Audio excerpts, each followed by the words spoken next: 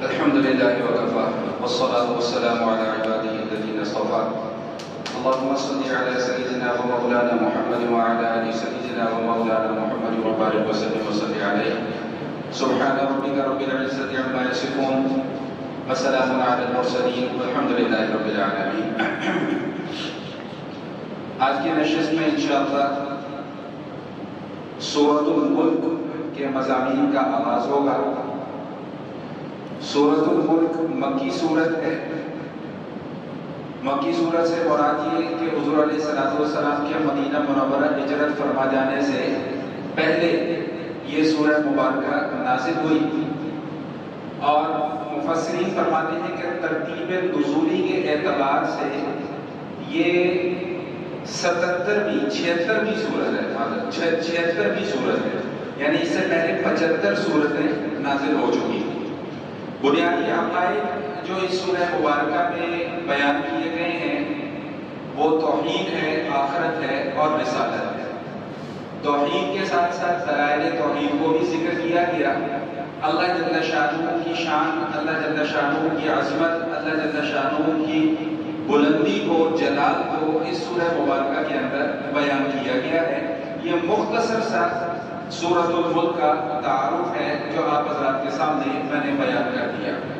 اس سورہ مبارکہ کی 30 آیات ہیں اور احادیث میں اس سورت کے متعلق بہت سے فضائل کو بیان کیا گیا ہے جس کا تذکرہ انشاءاللہ ہم آگے جا کر کریں گے. اس سورہ مبارکہ کا جو آغاز ہے وہ تبارک الذی بیدہ الملک کے الفاظ سے. یہ ملک کا جو لفظ آ رہا ہے اسی مناسبت سے اس سورت کا نام سورۃ الملک بھی ہے، جبکہ احادیث میں اس سورہ مبارکہ کے اور بھی نام ذکر کیے گئے ہیں. سورۃ الواقیہ، واو الف قاف یا اور ہا، واقیہ کا معنی بچانے والی. سورۃ المنجیہ، منجیہ کا مطلب نجات دینے والی. یہ نام بھی اس سورہ مبارکہ کے احادیث کے اندر ذکر کیے گئے ہیں. فرمایا تبارک الذی بیدہ الملک وہو علی کل شیء قدیر، کہ عظمت والی ہے وہ ذات کہ جس کے قبضہ قدرت میں بادشاہت ہے اور وہ ہر چیز پر قادر ہے. یہ جو تبارکہ کا لفظ ہے یہ برکت سے نکلا ہے اور برکت کے معنی ہوتے ہیں کسی چیز کا بڑھ جانا، کسی چیز کا زیادہ ہو جانا. میں نے پہلے بھی کسی موقع پہ یہ بات عرض کی تھی کہ ایک ہوتی ہے کثرت اور ایک ہوتی ہے برکت. کثرت کہتے ہیں کسی چیز کا بہت زیادہ ہونا اور برکت کہتے ہیں کسی چیز کا بڑھ جانا. فرق ہے دونوں میں. میں اس کو ایک مثال سے واضح کر دوں کہ مثال کے طور پہ اگر کسی آدمی کے پاس 10 لاکھ روپے ہیں تو ہم کہتے ہیں کہ اس کے پاس کثرت ہے مال کی. اور اگر کسی کے پاس ہے تو 1 لاکھ روپیہ لیکن کام اس کے سارے وہ ہو جاتے ہیں جو 10 لاکھ میں ہونے چاہیے تھے، تو ہم کیا کہیں گے کہ بھئی اس کے 1 لاکھ روپے میں کیا ہو گئی ہے؟ برکت ہو گئی ہے. تو یہ ہوتی ہے برکت. تو اللہ تعالیٰ کے لیے بھی یہاں پہ لفظ اللہ تعالیٰ نے کیا استعمال فرمایا؟ تبارکہ. تبارکہ کا معنی کسی چیز کا بڑھ جانا. اور علماء فرماتے ہیں کہ برکت کا تعلق جو ہے وہ 4 چیزوں کے ساتھ ہوتا ہے. کسی چیز کا بڑھ جانا یہ بھی برکت ہے. کسی چیز کا مستقل، کسی نعمت کا مستقل بنیادوں پر آپ کے پاس رہنا یہ بھی کیا ہے؟ برکت ہے. ہمیشہ ہمیشہ کے لیے آپ کے پاس رہنا یہ بھی برکت ہے. اور کسی چیز کا کہ بہتر نتائج کا حاصل ہو جانا، اس کو بھی کیا کہتے ہیں کہ بھئی مال کے اندر کیا ہو گئی ہے؟ برکت ہو گئی ہے. اور چوتھی چیز یہ بیان فرماتے ہیں کہ موقع محل پر کسی کام کا ہو جانا یہ بھی کیا ہے؟ برکت ہے. میں میرا خیال ہے اپنی بات سمجھا پایا ہوں. اگر میں تھوڑی سی اس کو وضاحت کر دوں تو انشاءاللہ بات کو سمجھنا آسان ہو جائے گا. جیسا کہ میں نے عرض کیا کہ بڑھ جانا کسی چیز کا یہ بھی برکت ہے. کسی کے پاس مال زیادہ ہو گیا، اولاد زیادہ ہو گئی، ہم کیا کہتے ہیں بھائی اس کے مال کے اندر برکت ہو گئی ہے. اگر اللہ پاک نے کسی کو کوئی نعمت دی ہے اور وہ نعمت ہمیشہ اس کے پاس رہتی ہے، وہ نعمت چھینی نہیں جاتی، تب بھی ہم کیا کہتے ہیں کہ اس کے مال میں برکت ہے. اگر کوئی آدمی اپنے مال کو صحیح موقع اور محل پر خرچ کرتا ہے تو اس کو بھی ہم کیا کہتے ہیں کہ اس کے مال کے اندر برکت ہے. اب کسی آدمی نے کاروبار شروع کیا اور اس کا کاروبار وسیع ہوتا چلا گیا، پھیلتا چلا گیا، یعنی کہ اس کے بہتر نتائج آنا شروع ہو گئے، تب بھی ہم کیا کہتے ہیں کہ اس کے کام میں بڑی برکت ہو گئی. تو برکت کا تعلق فرمایا کہ ان 4 چیزوں کے ساتھ ہوتا ہے. لیکن جو میں اصل میں یہ تو برکت کا لفظ آ گیا تو اس لیے میں نے اس کے مفہوم کی وضاحت کر دی. لیکن اصل معنی چونکہ برکت کا کیا ہوتا ہے، کسی چیز کا بڑھ جانا، کسی چیز کے اندر اضافہ ہو جانا. تو تبارک کا لفظ اللہ کے لیے استعمال کرنے کا مطلب یہی ہے کہ اللہ کی شان بڑھنے والی ہے، اللہ کی شان اونچی ہونے والی ہے، اللہ کا عظمت، اللہ کے جلال، ان کے اندر کوئی کمی واقع نہیں ہونے والی ہے. سمجھ رہے بات؟ ساری کی ساری مخلوق مل کر اللہ تعالیٰ کی عبادت گزاری کرنا شروع کر دیں، فرما برداری کرنا شروع کر دیں، تو یہ ساری کی ساری مخلوق مل کر بھی اللہ کی شان کو بڑھا نہیں سکتے. اور اگر خدا نہ خواستہ ساری کی ساری مخلوق مل کر اللہ کی نافرمانی کرنا شروع کر دیں تو یہ ساری کی ساری مخلوق مل کر اللہ کی شان کو گھٹا نہیں سکتے. اللہ تعالیٰ کی اپنی ایک شان ہے، اللہ کی اپنی ایک عظمت ہے، اللہ کا اپنا ایک جلال ہے. خود قرآن کریم میں اللہ پاک نے کیا ارشاد فرمایا؟ سورۃ الرحمن میں آپ پڑھ کر آ چکے ہیں، کل یوم هو فی شأن. ہر دن اس کی ایک نئی شان ہوتی ہے، ہر دن اس کی ایک نئی عظمت ہوتی ہے، ہر دن اس کا ایک نیا جلال ہوتا ہے، ہر دن اس کا ایک نیا مقام ہوتا ہے. تو مخلوق اس کے مقام کو نہ بڑھا سکتی ہے نہ گھٹا سکتی ہے. وہ خالق ہے، خالق کا اپنا مقام ہے، خالق کی اپنی شان ہے. تو کیا فرمایا؟ تبارک الذی بیدہ الملک وہو علی کل شیء قدیر. بہت بلند ہے وہ ذات، بہت عظمت والی ہے وہ ذات کہ جس کے قبضہ قدرت میں بادشاہت ہے. اور بادشاہت بھی کیسی بادشاہت ہے؟ بادشاہت کا معنی کیا ہوتا ہے؟ یہ ملکیت کا معنی کیا ہوتا ہے؟ ملکیت کا معنی یہ ہوتا ہے کہ کسی کے اختیار میں کسی چیز کا ہونا کہ وہ اس چیز کے اندر جیسے چاہے جب چاہے تصرف کر سکے. سمجھ رہے بات؟ یہ گھڑی میں نے پہنی ہوئی یہ میری ملکیت ہے، میں اب اس میں جب چاہے جیسے چاہے تصرف کر سکتا ہوں. میرا جی چاہے تو میں کسی کو گفٹ کر دوں، ویسے کروں گا نہیں، ویسے کیا بات کر رہا ہوں کہ میرا جی چاہے تو میں کسی کو گفٹ کر دوں، میرا جی چاہے تو کسی کو بیچ دوں، میرا جی چاہے تو دیوار پہ مار کے توڑ دوں. میری چیز ہے نا، میری ملکیت ہے.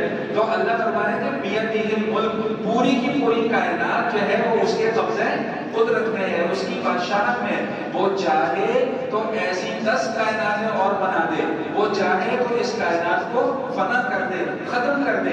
یعنی اس کائنات کے اندر وہ جب چاہے، جہاں چاہے، جیسا چاہے تصرف کرنا چاہے وہ کر سکتا ہے. یہ معنی ہے بیدہ الملک کا. اچھا اب ایک بات اور بھی سمجھ لیں، یہ جو لفظ ہے نا بیدہ الملک، اللہ کے ہاتھ میں ہے، اللہ کے ہاتھ میں. اور ایک اور جگہ پر آیا بل یداہ مبسوطتان، اللہ کے ہاتھ لمبے ہیں. تو یہ اللہ کے ہاتھ کیا ہے بھائی؟ کہاں ہے اللہ کے ہاتھ؟ دیکھیں میں زیادہ منطقی بحث میں نہیں جاؤں گا، میں ایک مختصر سی بات آپ کو بس سمجھا دوں. بھائی اللہ کے ہاتھ ہیں، کیسے ہیں، کہاں ہے؟ بھائی جیسی اللہ کی شان ہے ویسے اللہ کا ہاتھ. سمجھ رہے بات؟ میں نے پہلے بھی ایک موقع پہ یہ مسئلہ عرض کر دیا تھا آپ کے سامنے کہ جو فرمایا نا کہ ثم استوى علی العرش، اللہ تعالیٰ نے زمین اور آسمان کی تخلیق فرمائی ہے، اور تخلیق فرمانے کے بعد اللہ اپنے عرش کے اوپر بیٹھ گئے ہیں، اللہ عرش پر جلوہ فرما ہو گئے ہیں. تو امام مالک رحمۃ اللہ تعالیٰ کا ایک قول میں سنا دیا کرتا ہوں کہ جس سے مسئلہ جو ہے وہ بالکل واضح ہو جاتا ہے. وہ فرماتے ہیں کہ الایمان بہ واجب، بھائی اللہ اپنے عرش پر جلوہ فرما ہے، اس پر ایمان رکھنا واجب ہے. بلکیفیت عنہ مجہول، کیسے بیٹھا ہوا ہے ہمیں نہیں پتا. والسؤال عنہ بدعۃ، اور اس کے متعلق سوال کرنا، کھوج لگانا یہ گناہ کا کام ہے.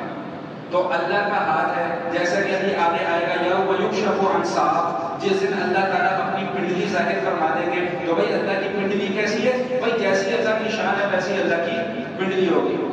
سمجھ رہے ہیں بات کہ نہیں سمجھ رہے؟ تو کیا فرمایا کہ بیدہ الملک، اللہ کے ہاتھ میں بادشاہت ہے. اور بعض حضرات نے فرمایا کہ اس کا معنی یہ ہے کہ اللہ کے قبضے میں بادشاہت ہے. وَهُوَ عَلَى كُلِّ شَيْءٍ قَدِيرٌ، اور وہ ہر چیز پر قادر ہے. وہ چاہے تو ایسی کائنات اور بنا دے، وہ چاہے تو اس کائنات کو فنا کر دے، وہ چاہے تو اس کائنات میں انسان پیدا کر دے، وہ چاہے تو اس کائنات سے انسانوں کو ختم کر دے، وہ چاہے تو اس کائنات کے اندر جانور پیدا کر دے، وہ چاہے تو اس کائنات سے جانوروں کو ختم کر دے۔ ابن عباس رضی اللہ تعالیٰ عنہ نے بڑی خوبصورت تفسیر فرمائی ہے، وہ فرماتے ہیں کہ تبارک الذی بیدہ الملک، عظمت والی ہے وہ ذات کہ جس کے قبضہ قدرت میں بادشاہت ہے۔ آگے فرماتے ہیں کہ یعز من یشاء و یذل من یشاء، بھئی جس کو چاہے وہ عزت دے دے، جس کو چاہے وہ ذلت دے دے۔ یحیی و یمیت، جس کو چاہے وہ زندگی دے دے، جس کو چاہے وہ موت دے دے۔ یغنی و یفقر، جس کو چاہے وہ تبنگر بنا دے، جس کو چاہے وہ تنگ دست بنا دے، جس کو چاہے وہ صحت عطا فرما دے، جس کو چاہے وہ بیمار کر دے۔ بیدہ الملک کا یہ معنی ہے۔ اور فرمایا کہ وَهُوَ عَلَى كُلِّ شَيْءٍ قَدِيرٌ، اللہ تعالیٰ ہر چیز پر قادر ہے۔ کوئی چیز اللہ کے قبضہ قدرت سے باہر نہیں ہے، اللہ کے اختیار سے کوئی چیز باہر نہیں ہے۔ اچھا یہاں پر ایک بات موجودہ دور کے حوالے سے ذہن میں آ گئی، وہ بھی عرض کرتا چلا۔ ابھی کچھ دن پہلے سوشل میڈیا میں ایک خاتون کا ایک کلپ وائرل ہوا۔ بھائی دور سوشل میڈیا کا چل رہا ہے نا، تو ہم بھی پھر اسی بہتی گنگا میں جو ہے نا وہ ہاتھ دھونے والوں میں سے تو ہم بھی ہیں، جان تو ہم بھی نہیں چھوڑتے۔ تو وہ اب وہ خاتون کیا فرماتی ہیں، وہ کسی کو انٹرویو دے رہی ہیں تو وہ فرماتی ہیں کہ میری امی کہتی ہیں کہ نیل پالش لگی ہو ناخنوں پہ تو وضو نہیں ہوتا، اور وضو نہیں ہوتا تو نماز بھی نہیں ہوتی۔ مسئلہ سمجھیں، مسئلہ بھی یہی ہے کہ اگر نیل پالش لگی ہوئی ہے تو اس سے وضو، اپنے گھر کی عورتوں کو جا کے یہ مسئلہ بتائیں کہ بھئی نیل پالش لگی ہوگی تو آپ کا وضو نہیں ہوگا، اور جب وضو نہیں ہوگا تو نماز بھی نہیں ہوگی۔ وہ کہتی ہیں کہ میری امی یہ کہتی ہے کہ جی نیل پالش لگی ہو تو نماز نہیں ہوتی۔ اب آگے جو اس خاتون نے جملہ بولا نا وہ بڑا خطرناک ہے، نقل کفر کفر نباشر، بات سمجھانے کے لیے اس عورت کا جملہ نقل کرنا۔ وہ کہتی ہے کہ اللہ اتنا ویلا بیٹھا ہوا ہے، نعوذ باللہ، تو اتنی بڑی کائنات کے اندر اسے ایک عورت کی انگلیاں نظر آ رہی ہیں، وہ ایک انگلیوں کو دیکھ رہا ہے عورت کی کہ جس کے اوپر نیل پالش لگی ہوئی ہے کہ نہیں لگی ہوئی ہے۔ بھائی بات سمجھ میں آ رہی ہے کہ نہیں آ رہی ہے، یا اوپر سے گزر رہی ہے، یہ اس عورت کا کہنا ہے۔ تو میرے ذہن سے بات یہ آئی کہ اس بیچاری عورت کی کم عقلی ہے کہ اس نے اللہ کو اپنے جیسا سمجھ لیا۔ وہ یہ سمجھتی ہے کہ جس طرح میرے اختیارات محدود ہیں اسی طرح نعوذ باللہ اللہ کے اختیارات بھی، وہ یہ سمجھتی ہے کہ جس طرح مجھے اس دیوار کے دوسری جانب نظر نہیں آتا تو اللہ بھی شاید آنکھوں کا محتاج ہوگا دیکھنے کے لیے۔ وہ یہ سمجھتی ہے کہ جیسے کچھ فاصلے کے بعد میں اپنے ان کانوں سے نہیں سن سکتی تو شاید اللہ بھی اتنی دور سے بیٹھا ہوا سن، نعوذ باللہ، وہ بیچاری یہ سمجھتی ہے۔ لیکن اللہ کیا کہہ رہا ہے کہ تبارک الذی بیدہ الملک، فوراً میرے ذہن کے اندر یہ والی آیات آئیں کہ عظمت والی ہے وہ ذات کہ جس کے قبضہ قدرت میں بادشاہت ہے، سب کچھ ہے۔ وَهُوَ عَلَىٰ كُلِّ شَيْءٍ قَدِيرٌ، وہ جب چاہے جہاں چاہے جیسے چاہے جس کے ساتھ جو معاملہ کرنا چاہے وہ کر سکتا ہے۔ وہ عرش پر بیٹھا ہوا ہے، زمین پر رینگنے والے کیڑے کی رینگنے کی آواز بھی سن سکتا ہے۔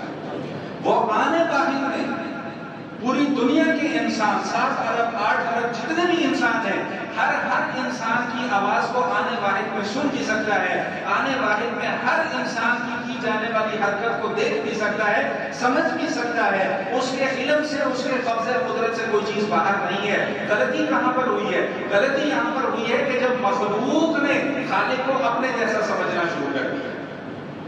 مخلوق یہ سمجھتی ہے کہ جس طرح میں محدود ہوں کہیں میرا خالق بھی جو ہے وہ اسی طرح محدود تو نہیں، جس طرح میں 7 پردوں کے بعد کچھ دیکھ نہیں سکتا تو شاید میرا خالق بھی اسی طرح محتاج ہوگا، نعوذ باللہ من ذالک۔ بھائی اللہ دیکھنے کے لیے آنکھوں کا محتاج نہیں ہے، اللہ سننے کے لیے کانوں کا محتاج نہیں ہے۔ یہ تو اللہ نے اپنی مخلوق کو پیدا کیا ہے، اور مخلوق کے اندر یہ اللہ پاک نے صلاحیت رکھی ہے کہ بھائی آنکھیں ہوں گی تو نظر آئے گا، کان ہوں گے تو سنو گے، زبان ہوگی تو بولو گے۔ اگر اللہ چاہتے تو اس کے بغیر بھی مخلوق پیدا کر سکتے تھے، لیکن نہیں، اللہ پاک نے ہر چیز کو ایک نظام کے تحت اور ایک سسٹم کے تحت بنایا۔ تو اس بیچاری عورت کو غلطی یہ لگی، وہ یہ سمجھ بیٹھی کہ جس طرح میں ہوں اسی طرح شاید میرا اللہ بھی ہے۔ لیکن کوئی سمجھانے والا اس کو سمجھائے کہ بھائی تو مخلوق ہے، وہ خالق ہے، خالق اور مخلوق کے درمیان میں کوئی تقابل نہیں کیا جاتا، خالق اور مخلوق کے درمیان میں کوئی کمپیریزن نہیں کیا جاتا، خالق اور مخلوق کے درمیان میں کوئی موازنہ نہیں دیا جاتا، چیز کا ایجاد کرنے والا اور چیز کے درمیان میں کوئی تقابل نہیں کیا جاتا۔ اگر کسی سائنسدان نے کوئی چیز ایجاد کر دی ہے تو ہم یہ نہیں کہہ سکتے کہ بھئی سائنسدان بھی ایسا ہی ہوگا جیسی کہ اس نے یہ چیز، جیسے کسی نے یہ مائک بنا دیا تو اب میں کیا کہوں کہ اس مائک کے بنانے والا بھی ایسا ہوگا؟ نہیں بھائی، بنانے والا اور ہے، جو چیز اس نے بنائی ہے وہ اور ہے۔ تو خالق اور ہے، مخلوق اور ہے۔ خالق اور مخلوق کے درمیان میں کوئی برابری؟ بھائی بات سمجھ میں آ گئی کہ نہیں آ گئی؟ تو پہلی آیت کیا ہے؟ تبارک الذی بیدہ الملک وہو علی کل شیء قدیر، کہ بھائی عظمت کا ساتھ ساتھ ترجمہ بھی کر لو کہ بھائی عظمت والی ہے وہ ذات، بلند ہے وہ ذات، بہت اونچے مقام والی ہے وہ ذات، بیدہ الملک، کہ جس کے قبضے میں ساری کی ساری بادشاہت ہے، وہو علی کل شیء قدیر، اور وہ ہر چیز پر قادر ہے۔ بھائی پہلی آیت کا مفہوم سمجھ میں آ گیا؟ اب آپ جب اس آیت کو پڑھیں گے انشاءاللہ، جب تلاوت کریں گے تو آپ کو لطف آئے گا، آپ کو سمجھ میں بھی آئے گی کہ میں پڑھ کیا رہا ہوں۔ اب آ جائے دوسری آیت کی طرف۔ الذی خلق الموت والحیاۃ لیبلوکم ایکم احسن عملا۔ اللہ تعالیٰ اپنے متعلق فرما رہے ہیں کہ اس نے موت اور حیات کو پیدا کیا۔ خلق الموت والحیاۃ، اس نے موت اور حیات کو پیدا کیا۔ الفاظ پر غور کیجیے گا، الذی خلق الموت والحیاۃ، اس نے موت اور حیات کو پیدا کیا۔ لیبلوکم ایکم احسن عملا، کیوں؟ تاکہ وہ تمہاری آزمائش کرے کہ تم میں سے بہتر عمل کون کرتا ہے۔ سمجھنے کا خلق الموت والحیاۃ، موت اور حیات کو پیدا کیا۔ یہ لفظ بتا رہا ہے کہ جس طرح میں، آپ اور دیگر کائنات کے اندر پائی جانے والی اشیاء یہ اللہ کی مخلوق ہیں، بالکل اسی طرح موت اور حیات یہ بھی اللہ کی مخلوق ہے۔ اور بعض روایات سے تو یہ بات بھی معلوم ہوتی ہے کہ اللہ تعالیٰ نے موت کو بھی ایک شکل بخشی ہوئی ہے اور حیات کو بھی ایک شکل بخشی ہوئی ہے۔ موت کی بھی ایک صورت ہے اور حیات کی بھی ایک صورت ہے، جیسا کہ مشہور حدیث شریف ہے، آپ پہلے بھی کئی مرتبہ سن چکے ہیں، کتابوں میں بھی پڑھ چکے ہیں کہ جب یہ حساب کتاب کا معاملہ قیامت میں ہو جائے گا تو اس کے بعد موت کو جت قبر بیٹھے کی شکل میں لایا جائے گا، موت کو، اور اس کو سب لوگوں کے سامنے ذبح کر دیا جائے گا، یعنی موت کو ہی موت واقع ہو جائے گی، موت کو ہی موت واقع ہو جائے گی۔ تو اب اس کے بعد ہوگا کیا؟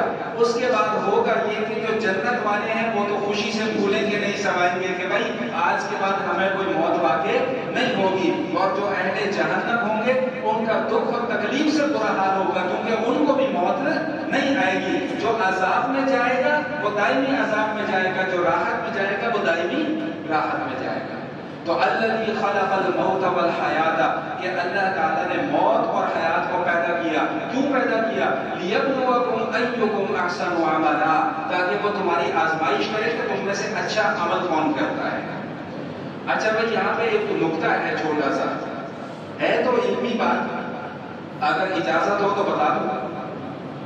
جی بتا دوں۔ اچھا دیکھیں ذرا ترتیب کیا ہے۔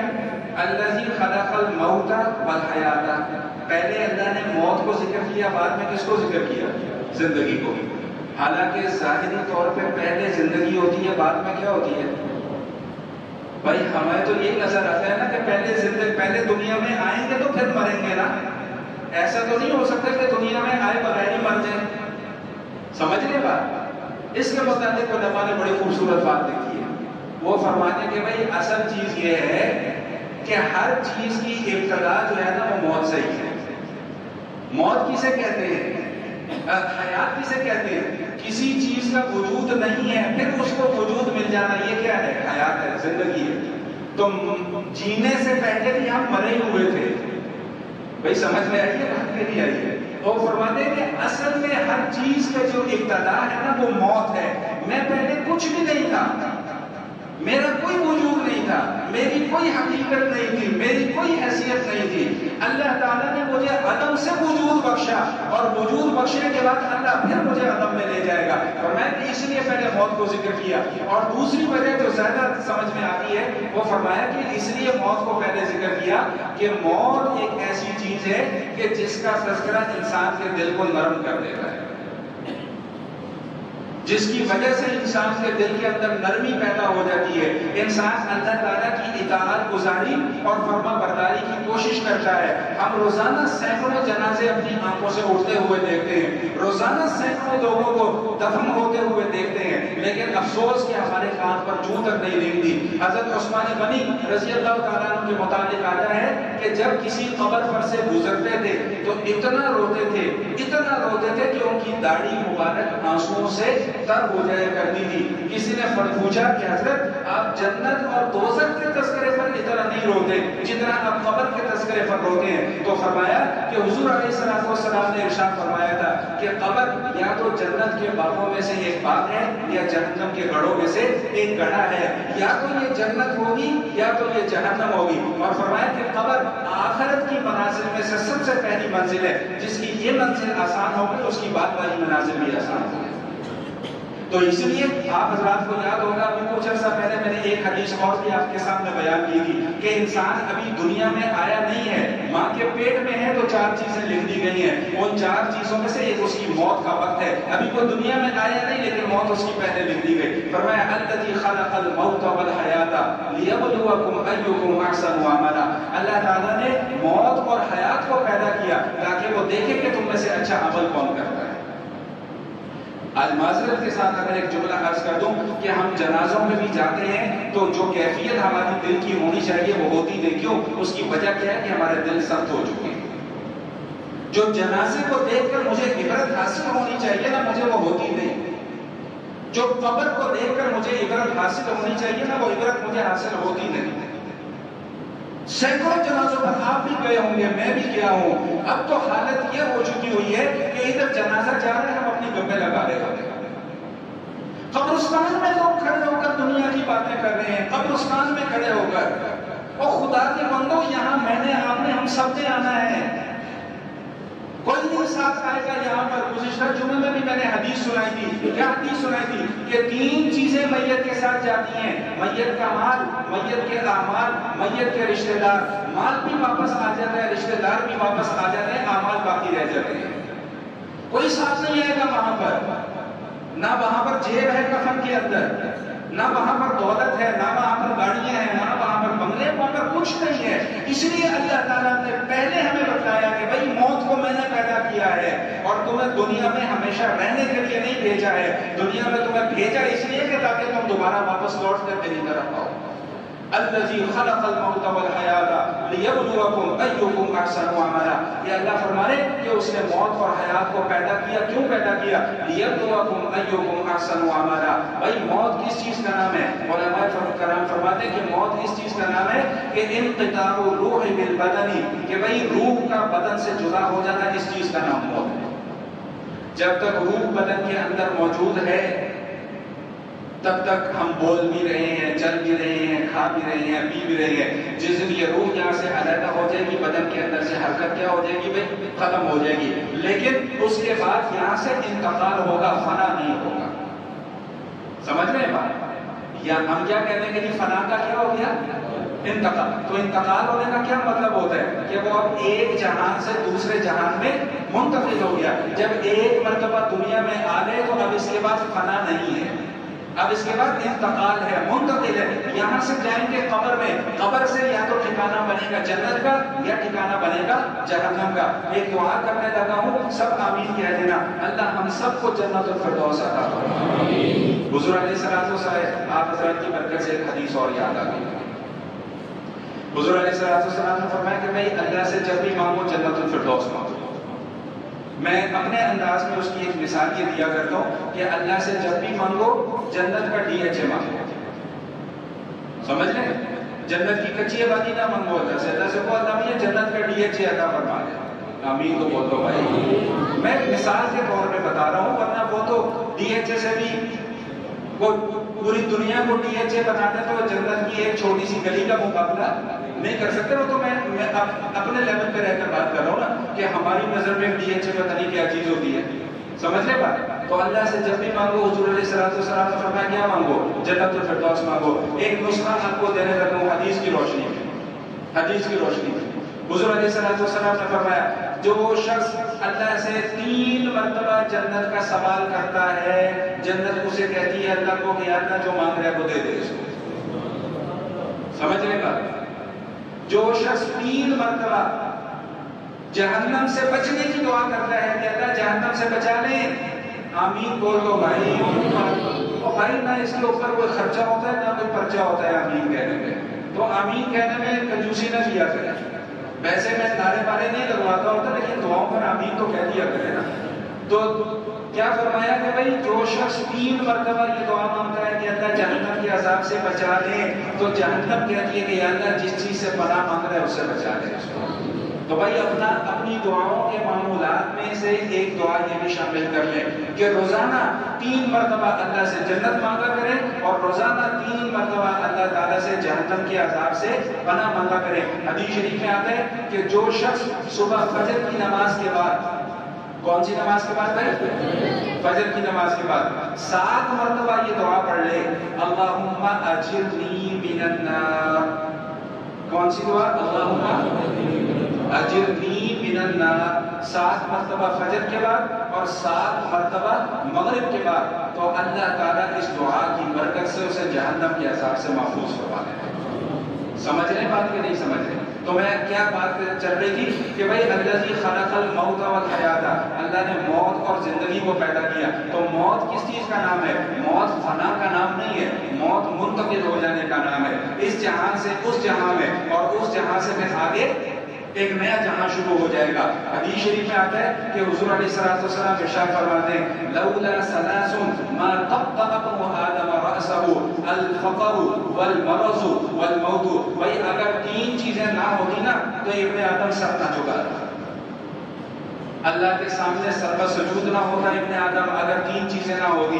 کون کون سی 3 چیزیں؟ بیماری, فقر و فاقہ اور موت. کوئی آدمی بیمار ہو جاتا ہے, ایمان والا وہ بیمار ہو جاتا ہے, کیا کہتا ہے؟ یا اللہ صحت عطا فرما دے. اللہ یاد آتا ہے, بیماری میں اللہ یاد آتا ہے. اور بھائی یہ بھی عرض کر دوں کہ اگر مشکل کیفیت میں اللہ یاد آ رہا ہے نا تو سمجھ لو کہ یہ بھی اللہ کا بہت بڑا انعام ہے. اگر مصیبت میں اللہ یاد آ رہا ہے نا تو سمجھ لو کہ یہ بھی اللہ کا بہت بڑا انعام ہے. تو کیا فرمایا کہ بھئی جب آدمی بیمار ہوتا ہے تو اس کو اللہ یاد آتا ہے. لولا ثلاث ما قطع ابن آدم راسه. بھئی اگر 3 چیزیں نہ ہوتی تو ابن آدم کبھی اپنا سر نہ جھکاتا. پہلی چیز کیا ہے؟ بیماری. دوسری چیز کیا ہے؟ الفقر, فقر و فاقہ, تنگ دستی. کسی کے مالی حالات خراب ہو جائیں وہ کیا دعا مانگتا ہے کہ یا اللہ قرض سے نجات عطا فرما دے. آمین تو بولو. یا اللہ قرض سے نجات عطا فرما دے. یا اللہ مالی حالات کے اندر بہتری پیدا فرما دے. یا اللہ کاروبار کے اندر برکت پیدا فرما دے. یا اللہ مشکل حالات ہیں, مشکل حالات سے نکال دے. کس کیفیت میں اللہ یاد آ رہا ہے؟ فقر و فاقے کی کیفیت میں اللہ یاد آ رہا ہے. اور فرمایا کہ اگر انسان کو موت کا ڈر نہ ہوتا تو کبھی اپنا سر نہ جھکاتا. اسے پتہ ہے کہ میں نے ایک دن مرنا ہے, اسے پتہ ہے کہ میں نے ایک دن اللہ کی بارگاہ میں پیش ہونا ہے. انسان کو یہ پتہ ہے ثم الیہ ترجعون, تم سب نے لوٹ کر اللہ کی بارگاہ میں جانا ہے. اسے پتہ ہے کہ میں نے اپنے کیے کا حساب کتاب دینا ہے. میں نے اس دنیا میں کیا کچھ کیا مجھے سب اللہ کو جا کے جواب دینا پڑے گا.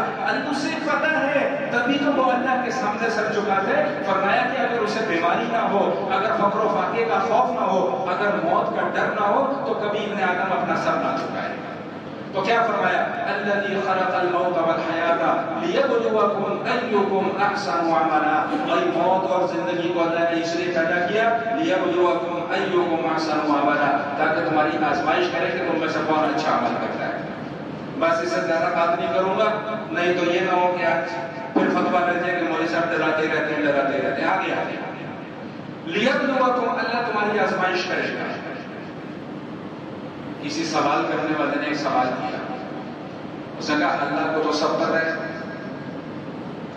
بھائی ہمارا تو عقیدہ یہ ہے نا کہ اللہ سب جانتے ہیں. جب کائنات نہیں تھی تب کیا تھا اللہ اس کو بھی جانتے ہیں. جب کائنات ہے اس میں کیا کیا ہے اللہ اس کو بھی جانتے ہیں. اور جب کائنات نہیں ہوگی اس کے بعد کیا ہوگا اللہ اس کو بھی جانتے ہیں. تو بھائی جب اللہ سب جانتے ہیں تو اللہ پھر میری اور آپ کی آزمائش کیوں کر رہے ہیں؟ بھائی سوال بنتا ہے کہ نہیں بنتا، لیبلوکم ایکم احسن عملا، اللہ نے موت اور حیات کو کیوں پیدا کیا؟ تاکہ تم میں سے دیکھیں کس کا اچھا عمل ہے۔ تو بھائی اللہ کو تو سب پتہ ہے کہ کس کا اچھا عمل ہے کس کا نہیں ہے، تو پھر اللہ آزمائش کس لیے کر رہے ہیں؟ بھائی اس کا جواب یہ ہے کہ اللہ آزمائش بھی میرے اور آپ کے لیے کر رہے ہیں، میرے اور آپ کے اتمام حجت کے لیے کر رہے ہیں، کہ کل کلام کو جب جزا اور سزا کا میدان سجے گا، جب میدان حشر لگے گا، جنت والوں کو جنت عطا ہوگی، دوزخ والے دوزخ میں جائیں گے، تو کسی کے پاس رونے دھونے کا پھر کوئی موقع نہیں ہوگا، کسی کے پاس اپنے دلائل پیش کرنے کا پھر کوئی موقع نہیں ہوگا۔ اللہ میرے ہی اعمال میرے منہ پر مار دیں گے، میرا ہی نام اعمال کھول کر مجھے دکھا دیا جائے گا کہ تم اس کا انکار نہیں کر سکتے۔ یوم تشہد علیہم السنتہم وایدیہم وارجلہم بما کانوا یعملون، میری اپنی زبان میرے خلاف گواہی دے گی، میرے اپنے ہاتھ میرے خلاف گواہی دیں گے، میرے اپنے پاؤں میرے خلاف گواہی دیں گے۔ لیبلوکم ایکم احسن عملا، آزمائش کیوں کر رہا ہے؟ تمہارے لیے کر رہا ہے تاکہ وہ دیکھے کہ عمل کس کا اچھا ہے۔ یاد رکھیے گا کہ ہماری جو پوری کی پوری زندگی ہے نا، پوری کی پوری زندگی یہ آزمائش سے تعبیر ہے۔ اگر میرے پاس صحت ہے یہ بھی آزمائش ہے، اگر میرے پاس پیسہ ہے، تبنگری ہے، یہ بھی آزمائش ہے، اگر میرے پاس کوئی عہدہ ہے یہ بھی آزمائش ہے۔ عہدے والا یہ نہ سمجھے کہ میں آسمان پر جا بیٹھا ہوں، میں تیری آزمائش چل رہی ہے، اگر کام پورا نہیں کرے گا تو آخرت میں جا کے الٹا لٹکایا بھی جائے گا۔ اگر کسی کو اللہ نے صحت دے دی ہے تو انسان اس گھمنڈ میں نہ رہے کہ میں تو بڑا طاقتور ہوں، بڑا باڈی بلڈر ہوں، 6 فٹ کا میرا وجود ہے، بڑے میرے جسم کے اندر طاقت ہے، 4 بندوں کو تو میں یوں ہی اپنے سامنے لپیٹ لوں گا۔ اللہ فرماتے ہیں نا، اگر صحت ہے تیرے پاس تو یہ تیری آزمائش ہے، ہم دیکھنا چاہتے ہیں تو اپنی اس صحت کو استعمال کہاں کرتا ہے، تو اپنی اس محنت کو استعمال کہاں کرتا ہے۔ اگر کسی کے پاس پیسہ ہے، دولت ہے، تو وہ پیسے کے نشے میں، دولت کے نشے میں شکر بے مہار نہ ہو جائے کہ بھائی میرے پاس تو بڑی دولت ہے، اب میں جو چاہوں جس کے ساتھ چاہوں جیسا چاہوں کروں، مجھے کوئی پوچھنے والا نہیں۔ اللہ فرماتے نہیں، لیبلوکم، پیسہ دے کر تیری آزمائش ہو رہی ہے، تو پیسے والا یہ نہ سمجھے کہ میری کوئی آزمائش نہیں، آزمائش صرف غریبوں پر آتی ہے، نہیں، ہر شخص کے اوپر آزمائش آتی ہے۔ اگر کسی کے اوپر تندرستی ہے تو تندرستی اس کی آزمائش ہے کہ کہیں یہ تندرستی میں ہماری ناشکری تو نہیں کرتا۔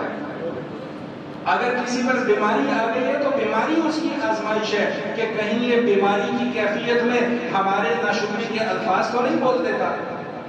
اگر کسی کو اللہ نے کوئی عہدہ دیا ہی نہیں ہے، بیچارہ سڑکوں پر رولتا پھر رہا ہے، اس کی بھی آزمائش چل رہی ہے کہ اللہ دیکھنا چاہتے ہیں کہ یہ اس کیفیت میں بھی میرا شکر گزار بندہ بنتا ہے کہ نہیں بنتا۔ تو بھائی بات سمجھ میں آ گئی ہے کہ نہیں آ گئی؟ تو لیبلوکم ایکم احسن عملا، بھائی ہماری پوری کی پوری زندگی جو ہے وہ آزمائشوں سے تعبیر ہے۔ آخری بات یہ سمجھ لیں، پھر میں انشاءاللہ بات کو مکمل کروں گا۔ فرمایا کہ ایکم احسن عملا، اللہ کہتے ہیں ہم یہ دیکھنا چاہتے ہیں کہ تم میں سے کون زیادہ اچھا عمل کرتا ہے۔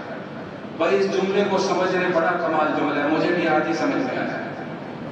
ساری زندگی ہو گئی الحمدللہ قرآن پڑھتے پڑھاتے، لیکن سمجھ آ جائے گی، اور مجھے اس اعتراف کرنے میں کوئی شرم نہیں محسوس ہو رہی، کوئی عار نہیں محسوس ہو رہی۔ ساری زندگی الحمدللہ قرآن پڑھا ہے، جتنی زندگی گزری ہے، بھائی شروع کے 5-7 سال 8 سال نکالیں، لیکن سمجھ میں آ جائے گی۔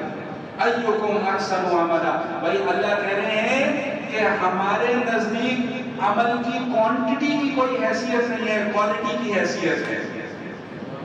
اللہ کے یہاں اعمال کی قبولیت کا دار و مدار کوانٹٹی نہیں ہے، کوالٹی ہے۔ کثرت عمل اللہ کے یہاں معیار نہیں ہے، حسن عمل اللہ کے یہاں معیار ہے۔ بھائی بات سمجھ میں آئی ہے کہ نہیں آئی ہے؟ ایک آدمی 100 رکعت نماز نفل پڑھتا ہے، پڑھ کیسے رہا ہے؟ اللہ اکبر سبحان اللہ، اللہ اکبر، اللہ اکبر، اللہ اکبر، اللہ، 100 رکعت پوری ہو گئی، بندہ بڑا خوش ہے کہ میں آج 100 رکعتیں پڑھا دی ہیں، واقعی پڑھا دی ہیں، واقعی پڑھا دی ہیں۔ اور ایک آدمی صرف 2 رکعت نفل پڑھتا ہے، کیسے پڑھتا ہے؟ سبحانك اللهم وبحمدك وتبارك اسمك وتعالى جدك ولا إله ولا غيرك. الحمد لله رب العالمين الرحمن الرحیم مالک یوم الدین. ایک آدمی 2 رکعتیں اس طرح پڑھتا ہے، آپ خود فیصلہ کر لیجئے کہ وہ 100 رکعتیں بہتر ہیں کہ یہ 2. ایکم احسن عملا، کثرت عمل وہاں ہے، حسن عمل یہاں ہے. اور اللہ کے یہاں معیار کیا ہے؟ حسن عمل ہے، کثرت عمل نہیں ہے. بھائی جملہ میرا سمجھ میں آ گیا کہ نہیں آ گیا؟ یاد رہے گا یہ جملہ انشاءاللہ. حضور علیہ السلام ارشاد فرماتے ہیں کہ احب الاعمال الی اللہ ادومها وان قل. بھائی سب سے پسندیدہ عمل اللہ کے نزدیک وہ ہے جو تھوڑا ہو لیکن ہمیشہ ہو. ہم نے نفل پڑھنے ہوتے ہیں سال میں 1 مرتبہ یا 2 مرتبہ. شب برات آ جائے گی جی، اب گھر کی عورتیں بھی ساری جاگ رہی ہیں، بچے بھی سارے جاگ رہے ہیں جی. رمضان آ گیا جی، گھر کے سارے افراد جاگ رہے ہیں جی. 100 رکعت نماز نفل پڑھی جا رہی ہے، صلاۃ و تسبیح پڑھی جا رہی ہے، فلاں کیا جا رہا ہے، ڈھمکانا کیا جا رہا ہے. اور بھائی کوئی حیثیت نہیں ہے انعام ہے. تم نے 1 دن پڑھنا پھر چھوڑ دینا ہے. تم یہ سمجھتے ہو کہ ہم نے 1 رات میں 100 نفل پڑھ لیے، ہمارے پورے سال کا کھاتا بھائی وہ کلیئر ہو گیا. وہ ویسے ہی کلیئر ہو گیا، ختم ہو گیا. وہ اس کے بجائے 2 رکعت نماز نفل روز پڑھ لیا کرو. وہ مشکل کام ہے نہیں مشکل، لیکن جب پڑھنے لگو گے تو پتہ لگے گا کہ واقعی مشکل کام ہے. تو بھائی سمجھ میں آ رہی کہ نہیں آ رہی؟ تو حضور علیہ السلام کیا ارشاد فرما رہے ہیں؟ احب الاعمال الی اللہ ادومها وان قل. اللہ کے نزدیک سب سے پسندیدہ عمل کون سے ہیں؟ بھائی سب سے پسندیدہ عمل وہ ہے جو مقدار میں تھوڑا ہو لیکن ہمیشہ کی بنیاد پر. حضور علیہ السلام کے سامنے ایک شخص کے متعلق ذکر کیا گیا کہ جی یہ بندہ جو ہے نا ہمیشہ روزہ رکھتا ہے، نفلی روزے، کوئی ناکہ نہیں کرتا روزوں کے اندر، نفلی روزے ہمیشہ رکھتا ہے. پتہ ہے حضور علیہ السلام نے کیا ارشاد فرمایا کہ لا صوم ولا افطر، نہ اس نے روزہ رکھا نہ افطار کیا. یعنی ایسے روزے اللہ کی بارگاہ میں قبول نہیں. بھائی یہ بات سمجھ میں آئی ہے کہ وہ پورے سال روزانہ روزے رکھ رہا ہے، روزانہ روزے رکھ رہا ہے، روزانہ روزے رکھ رہا ہے. تو حضور علیہ السلام نے کیا فرمایا کہ لا صوم ولا افطر، نہ اس نے روزہ رکھا ہے نہ روزہ افطار کیا. کیا مطلب کہ اس عمل کی اللہ کی نظر میں کوئی حیثیت؟ آپ کہو گے جی روزے رکھ رہا ہے، روزے رکھ رہا ہے. بھائی روزے تو رکھ رہا ہے لیکن اس طریقے کے روزے رکھ رہا ہے جو نبی نے بتایا ہی نہیں. ایک واقعہ آپ کو سنا دیتا ہوں، بخاری شریف کے اندر لکھا ہوا ہے. عبداللہ بن عمرو بن عاص رضی اللہ تعالیٰ عنہ، ان کو بڑا شوق تھا روزے رکھنے کا. تو انہوں نے آ کر عرض کیا، میں خلاصہ اس کا پیش کر رہا ہوں، مفہوم حدیث کے الفاظ نہیں سنا. ان کے مطابق حضور علیہ السلام کو اطلاع ملی تو حضور علیہ السلام نے فرمایا کہ ایسے نہ کیا کرو، ہر وقت روزے نہ رکھا کرو. کیوں؟ وجہ بھی بتا دیں. فَإِنَّ لِنَفْسِكَ عَلَيْكَ حَقًّا، تمہاری جان کا بھی تمہارے اوپر حق ہے. وَإِنَّ لِعَيْنِكَ عَلَيْكَ حَقٌّ، بھائی تمہاری آنکھوں کا بھی تمہارے اوپر حق ہے.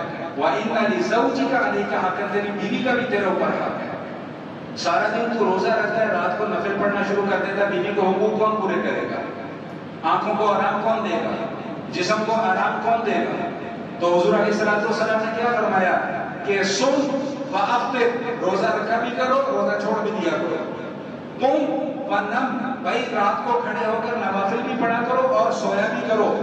یہ جگراتا کرنا کہیں سے ثابت نہیں ہے. ساری رات جا کے عبادت کر رہے ہیں، نیند آ رہی ہے لگے میں، اور بھائی ایسا کچھ نہیں ہے. رات کو اٹھ کر 2 نفل خلوص نیت کے ساتھ پڑھ لو، انشاءاللہ وہ کافی ہو جائے گا. بات سمجھ میں آ رہی کہ نہیں آ رہی؟ اس کے بعد پھر حضور علیہ السلام نے فرمایا کہ اگر تجھے اتنا ہی شوق ہے نا تو ایسا کیا کر، ہر مہینے میں 3 روزے رکھ لیا کر. بھائی چاند کی 13، 14 اور 15 تاریخ کو روزہ رکھنا ہر مہینے کی یہ کیا ہے؟ سنت. فرمایا کہ 3 روزے رکھ لیا کرو. ہر ایک روزے کا اجر جو ہے وہ کتنا ملے گا؟ 10. تو 10 اور 10 کتنے ہو گئے؟ 30. تو یہ 3 روزے رکھ لو گے تو پورے مہینے کے روزوں کا ثواب مل جائے گا. تو 11 مہینے کے 3 روزے رکھو اور پھر رمضان کے پورے روزے رکھو تو پورے سال کے روزوں کا بھائی سمجھ میں آ رہی ہے بات کہ نہیں آ رہی؟ تو اب یہ جو عبداللہ بن عمر بن عاص تھے نا رضی اللہ تعالیٰ عنہ، یہ فرمانے لگے یا رسول اللہ میرے اندر بڑی طاقت ہے، میں اس سے بھی زیادہ روزے رکھ سکتا ہوں۔ تو حضور علیہ السلام نے فرمایا کہ اچھا بھائی پھر ایسا کرو کہ صوم داؤدی رکھ لیا کرو۔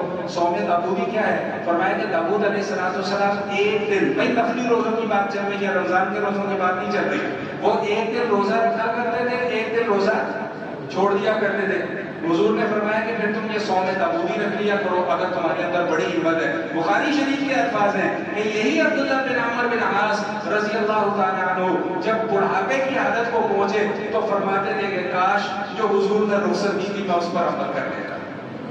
اب اوکھا لگتا ہے روزانہ روزے رکھنا، اب 3 روزے رکھنا بھی مشکل ہو گئی ہے، روزانہ کیسے روزے رکھوں؟ تو بھائی عمل وہی ہوتا ہے جو حضور علیہ السلام نے بتلا دیا، صحابہ نے کر کے دکھا دیا، بیچ میں اپنی لچ ڈلنے کی ضرورت نہیں ہے۔ بھائی معذرت اگر یہ میرے الفاظ ذرا کوئی غیر مہذب ہو جائیں تو اس کے لیے معذرت، لیکن کیا کہوں اس وقت مجھے کچھ اور سمجھ میں نہیں آیا۔